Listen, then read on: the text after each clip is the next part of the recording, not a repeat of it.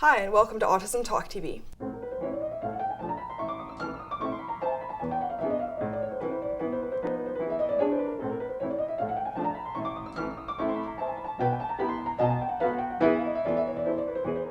In this episode, we visit the Peers Center in UCLA, run by Dr. Liz Laugeson, which focuses on social skills. And in this episode, Alex is learning how to approach a circle of people. And he will actually experiment and approach a real circle of people. So you get to see his progress. Yeah. People with autism generally try to make friends, and sometimes they go about it the wrong way and frequently get frustrated by their lack of results. Mm-hmm. What are some ways that you think that people on the autism spectrum can sort of make new friends, get into conversations, and really integrate in with a group? It's not a simple answer. There's lots of different elements of how you make friends, but one way that we meet new people and make potentially new friends is by entering conversations and not butting into conversations. The reality is a lot of times as adults we give kids and even young adults the wrong advice, essentially, in these situations. So what I want to do is kind of share with you what we call an ecologically valid skill. Okay. And an ecologically valid skill is kind of a fancy term for what people who are socially accepted naturally do in these social situations. And so that's what we want to teach, right? Not what we think that they should do, but what actually works. So this is what people do when they're trying to meet new people.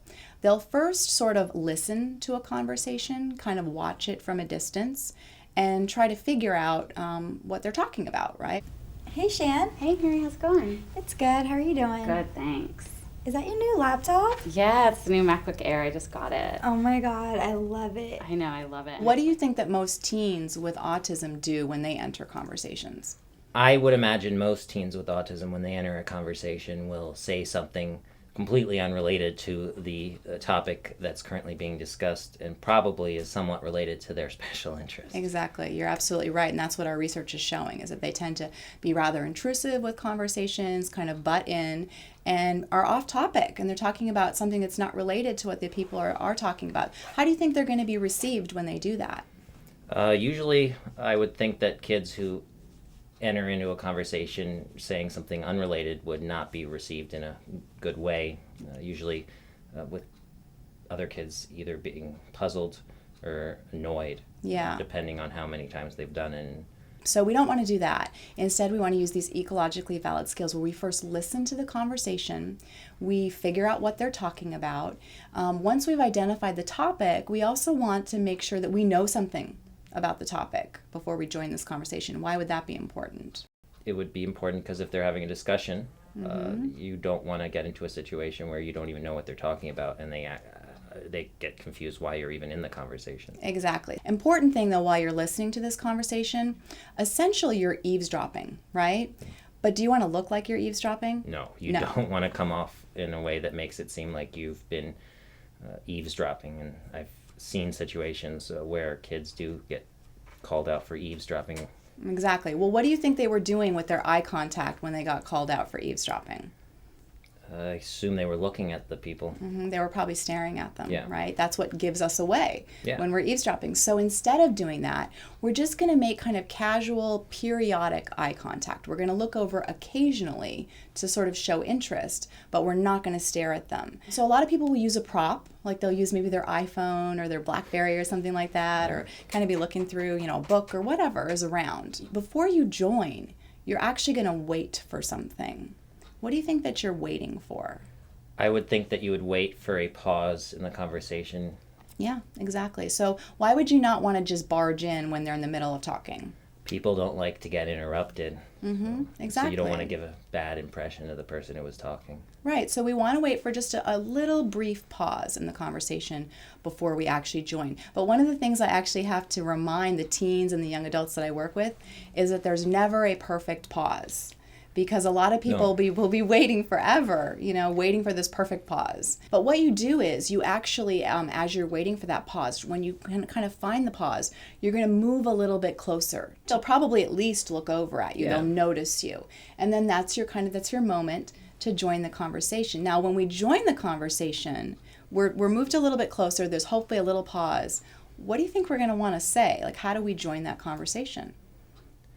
Well, usually I would think that you would want to talk about whatever they're talking about and have something insightful that actually adds value to their conversation. Because you could give an opinion, but unless your opinion is something that is worthwhile for them to listen to, they're not really going to care that much. Exactly. So, I mean, it doesn't have to be a brilliant comment or anything Right. like that, but it does have to be on topic. You're Yeah. right about that. So you're going to either make a comment or ask a question that's on topic.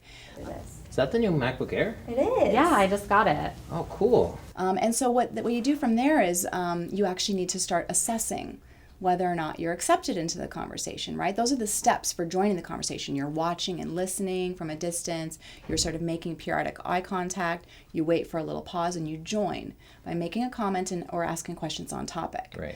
Yeah, are you a Mac person? Oh, yeah, definitely. Me too. Me too. Yeah. I have just got the new iPad. I want that one. I heard it's so great. It is. I really like it. So, Liz, how do you know if you've been accepted into the group? We know from the research that about half the time that we try to join a conversation, we're not necessarily going to be accepted. And it's not a big deal, actually. It happens to everyone. But we need to be paying attention to whether or not we're accepted. So there's very specific ways that we can tell. For example, when you join a conversation, what are people doing that's giving you the sense that they're interested in you? Perhaps they're talking to you, looking at you, looking you in the eye, leaning in towards you when you're talking, pointing their bodies towards you. That's exactly right. The reverse is true, though, when they're not interested in talking to us. So if they're not interested, they're not engaging you in conversation.